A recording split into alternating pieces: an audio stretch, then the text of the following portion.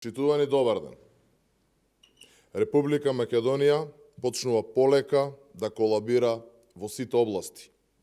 Жалосно и загрижувачки е што мораме повторно од оваа говорница, од која за жал не сме во можност да спроведуваме владини мерки, да апелираме и нудиме решенија за кои конечно треба да се свестат целата влада и да ги применат.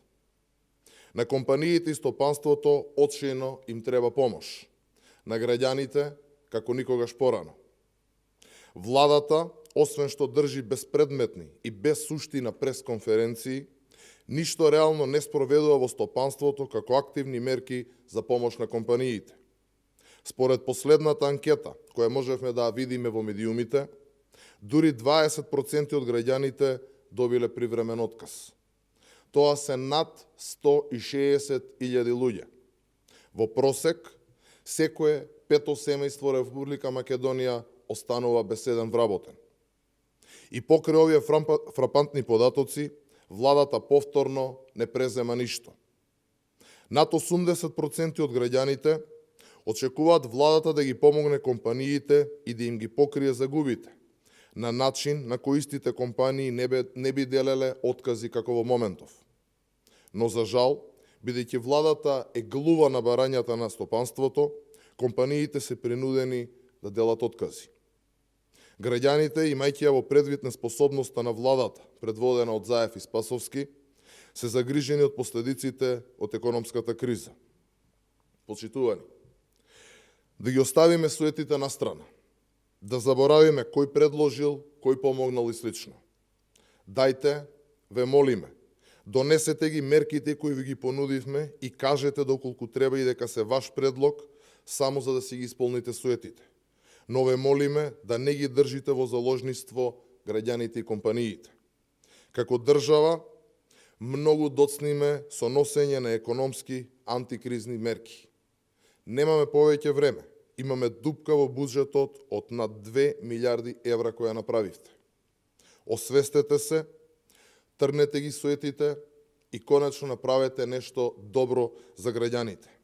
Се ви е понудено како мерки, останува само да ги прифатите. Ви благодарам. Добро. Господине Янушев, има едно прашање кое што пристигна до пресцентарот на ВМРО ДПМН. Председателот Зоран Заев имал јавно излагање каде што потенцира дека влагаме во завршна фаза во борбата со кризата со коронавирусот. Ќе може ли ваш коментар доколку го погледнавте тоа обраќање? Да, погледнав дел од обраќањето, видете. Зоран Заев, наместо да собраќа на јавноста со празни флоскули, треба да каже што има сработено за да се спречат катастрофалните последици кои сите денеска ги чувствуваме од коронавирусот. А она што можеме да го видиме се задоцните реакции и да, можам слободно кажам, безобразен пиар, кои што не доведоа до една галопирачка стапка на раст на бројот на заболени. Медицинскиот персонал е незаштитен, голорак, да кажам, се справува со пандемијата. Нема скафандери, нема визири, нема соодветни заштитни маски и ракавици, односно опремата која што им е потребна во борба со вирусот. Економијата е пред колапс, така наречените мерки на владата се буквално никакви, едноставно се за подсмев.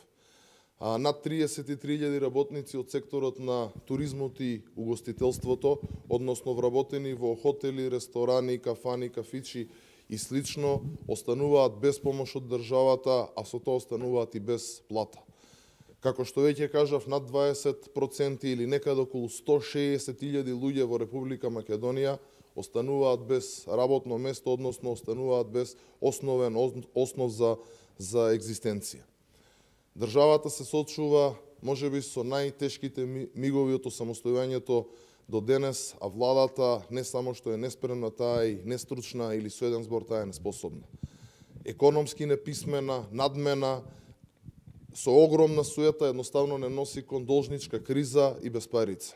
И мислам дека токму допрва за жал на сите во Република Македонија следуваат последиците од овој аматеризам, од оваа неспособност на Заев и сите околу него. Добро, тоа беше единствено прашање. Благодарам. Благодарам.